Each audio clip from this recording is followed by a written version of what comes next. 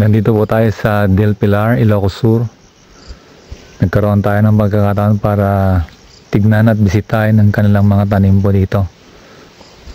Hindi ako particular sa baryo kung saan nasan tayo. Malapit lang tayo sa Concepcion. Ito yung kanilang mga tabako. At nandiyan din yung kanilang mga palayan. Nasa pagitan sila ng mga bundok.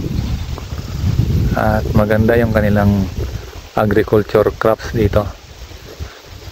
Kung mapapabuti yung kanilang technology, marahil mas maganda pa yung kanilang mga magiging palay at mga tanim na tabako dito, dahil napakaganda yung source of water nila dito at napakaganda ng weather. Talagang favorable sa production ng rice, tobacco at saka mais yung ating nakikita dito.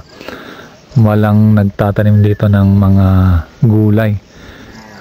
Ito yung nakita ko na mahaba-haba na yung aking dinlilakad, pero ang nakita ko dito tabako, mais at palay. So far maganda naman, pero kapag na-acquire nila yung talagang technology kung paano palakihin, alagaan itong mga to, mas maganda pa siguro. Ito yung kanilang tabako.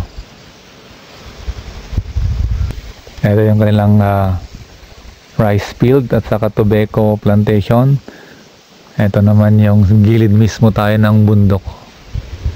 Ayan. Baas. Ito na rin yung daan.